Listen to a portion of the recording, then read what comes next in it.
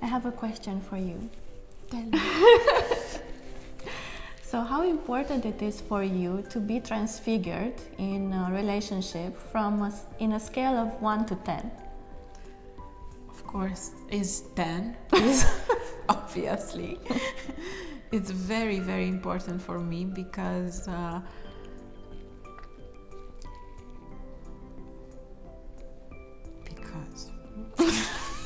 It just is. It just is. So in the beginning of the relationship, we are using this ideal perspective or seeing the most beautiful qualities in the other one naturally. We are so much enthusiastic. We feel the butterflies. We feel the other one in a beautiful aura. Everything is glamorous around him or around her. So it's a wonderful way to see the other one in such a beautiful perspective. So Transfiguration is a tantric tool that can help us transform our lives. And it is not that we need to imagine something about the other one, about our lover, that he is somehow else than he really is in reality, but to transform the point of view inside of ourselves. It is even evoking the moment when we were in love or we fall in love with him. It can be a way, a very beautiful way, like re-evoking the moments when we saw each other for the first time, how it was when we kissed each other, how it was when he told us for the first time that he loves us. So all this evocation in our heart can remind us this alive feeling of love and of beauty that we have seen in the other one naturally in the beginning of the relationship.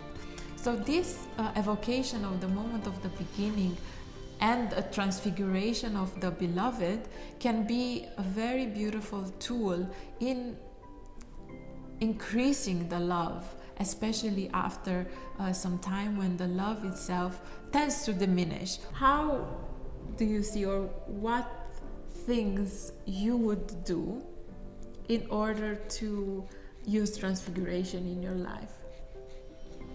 So transfiguration for me is very important in relationships, and this capacity to always see what is beautiful and what you like about the other one. Sometimes I like to awaken them through small activities, like for example, when I dance for my lover, then somehow you put yourself and you put the other one in a situation in which it's almost impossible not to transfigure, because you are showing something very beautiful, the best of you, and he's seeing, he's also giving you the attention and looking at you in a way that it's almost impossible to attach any kind of negative feelings to that moment.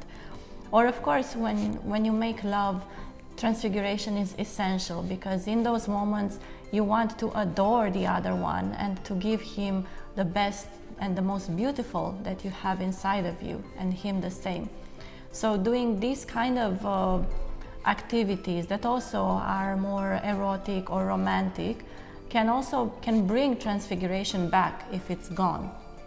And some things that can put transfiguration in danger can be chit-chat about nonsense things, can be spending time together with each other but not paying attention to each other. Like for instance, watching movies together when you are in the proximity of each other but you forget about the other one because your consciousness is focused on something else. Watching movies and sleeping together afterwards, yes. That would be really the worst combination, especially because there is a very important aspect in the polarity and the attraction between the man and the woman, and then sleeping together. I mean, we will have a special a video about it at a certain moment in connection with the polarity, but it is not at all recommended when you want to increase the polarity and this connection that makes the other one excited to see you and to meet you and spend time with you. And by putting love and attention to those activities that really matters, as for example, it can be, besides lovemaking and beautiful, sublime, intimate moments, it can be having a project together, or study about something together, or making, having a business together, for example, or working for a certain purpose that you want to achieve, or even having a spiritual practice together. This could be really something very beautiful and meaningful, and can awaken the superior force centers or chakras that is helping both of the lovers to grow spiritually and will fuel them and their relationship on a higher level. So then transfiguration can also be a way in which you can develop the polarity even if it's been lost, because the polarity can also be a problem of the mind sometime. When you get too used to the other one, you think you know them, and then you don't pay so much attention and you're not curious about them anymore. But when you transfigure someone, you're always curious. You always see with the new eyes, with the eyes of, for example, poets or writers that had this always fresh perspective on their beloved. And it's much easier to have this fresh perspective when the other one is at distance, when you spend a little time together, and then you have the impression that the polarity is stronger. But actually you can trick the mind and its, let's say, patterns of depolarizing from the other one by increasing transfiguration and increasing love. And then you will not need to spend so much time apart so you can recharge and you need to feel longing for the other one. You can feel longing in every moment when you are with the other one. You can identify the other one with your own soul, with your inner man or your inner woman, and then you don't feel that you are two separate beings and you need time apart or time together, but it's a continuous state of transfiguration and adoration for the other one. And what I find really beautiful about transfiguration, I mean, transfiguration itself is a beautiful thing, but when you are adoring the other one, it is having this big transformation power.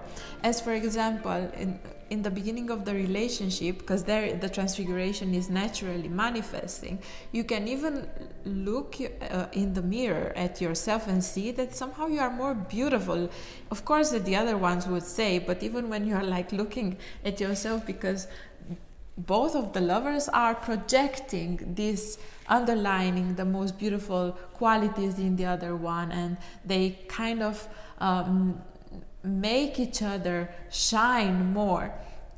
And imagine that when you are making love, even after years of relationship, and you are applying transfiguration actively and consciously in the lovemaking, for example, it happens the same miraculous thing. You go and you look and you see yourself, oh my God, like after like a few hours of being together and in the presence of the other one, because it is this presence which is diving into love together, makes both of the lovers so shining, so bright together. It can be something that can be very easily perceived. Do you know that once I was a man was insisting to meet me, and I didn't know him at all, but I agreed to meet him, and he told me that he's very much in love with me, he likes me very much, and he would like us to date. And I didn't like him, I didn't feel for him anything in that moment, and I was very reserved about it. And then I went home and I started to think about this. because I believe very much in this aspect that somehow the universe never brings things by accident in your path. So I started to think, what if somehow God wants me to open up to this man and try to love him, but I didn't find anything in him that I liked to open my heart. So I remembered about Transfiguration, and I started to find some qualities that he has. And here also I want to include a tip for whoever is listening, that even if you don't know them and you don't see anything in them, you can start from the zodiac sign of that person. And you can even look up on the internet what are the qualities of the zodiac sign of these kind of people that belong to it, and to try to see how you find these qualities in your person. So that's how I did, and I started from a few qualities, and then I really felt that I can love that person. So actually we were together after that, and I was very much in love with him because it opened my heart very much.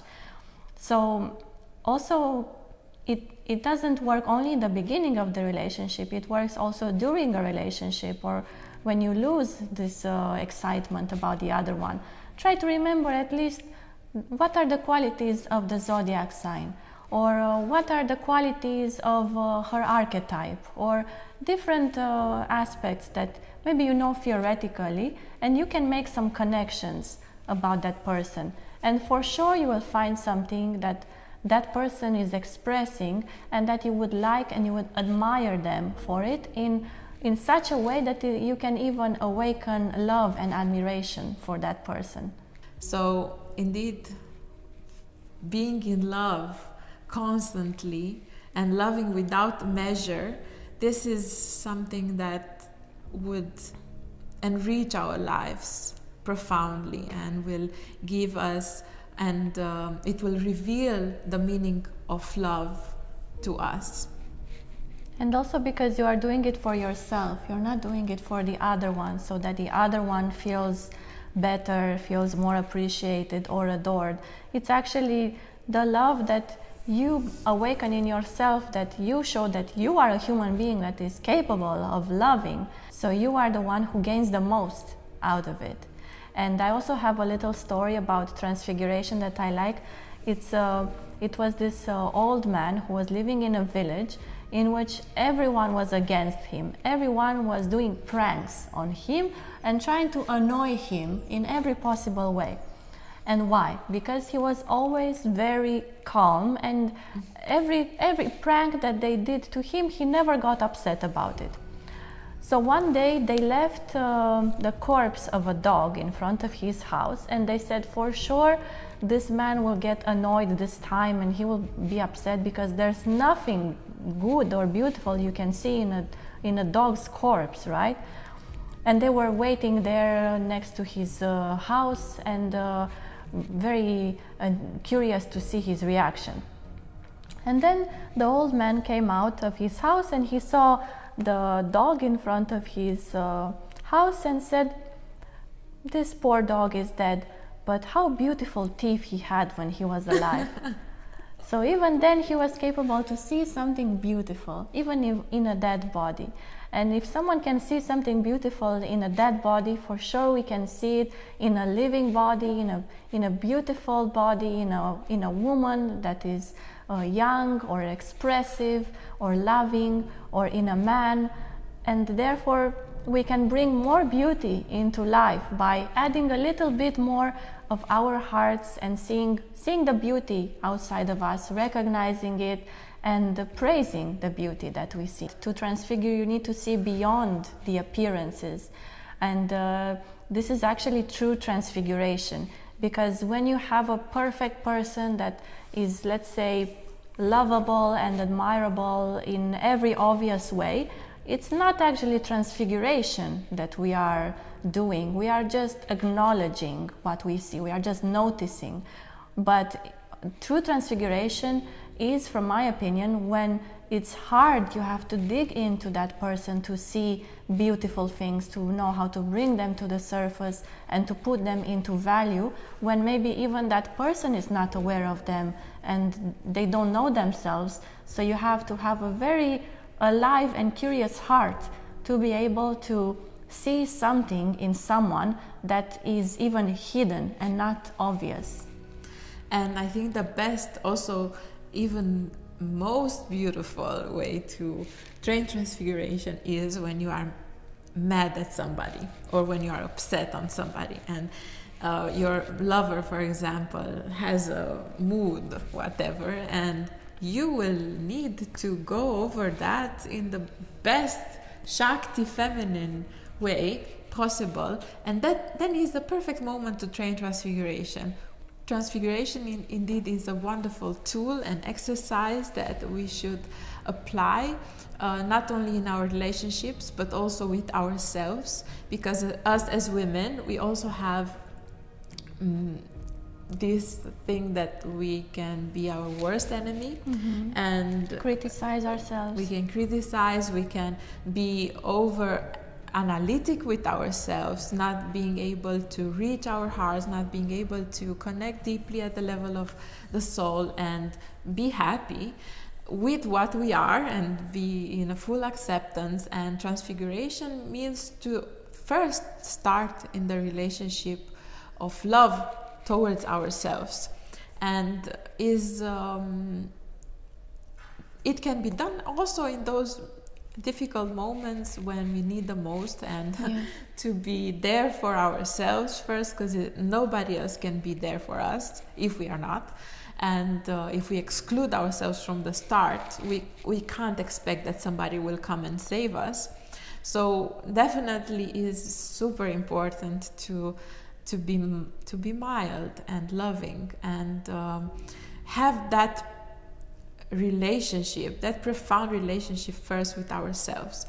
And a little challenge that I like to give for the ones who are listening is to make a list and to write at least 10 of your qualities that you know about yourself, and maybe even to put very specific qualities about yourself, not just I am beautiful, but you can say I have a very long beautiful shiny hair that looks like the hair of a goddess, or something about you that is very specific to you, the way that you speak, the way that you make food, everything that is very specific to you, and to make at least a list with 10 of these things. And then the next challenge would be to do the same for the one you love, even if it's your lover, or if it's your mother, or if it's someone that maybe you see some beautiful things in them, but also you see some things you don't like.